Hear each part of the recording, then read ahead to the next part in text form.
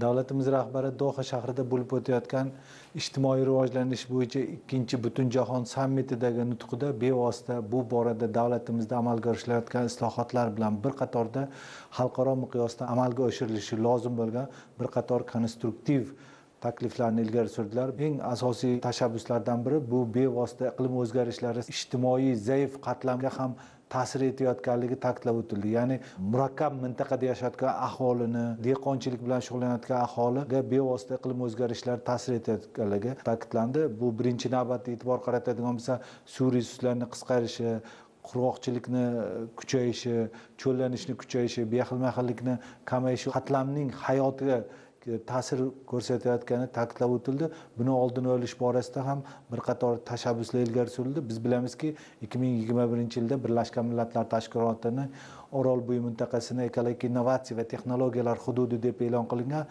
Mazkur hududda bevosita ijtimoiy iqtisodiy taraqqiyotning yangi modelini ishga tushirish bo'yicha fikrlar bildirildi.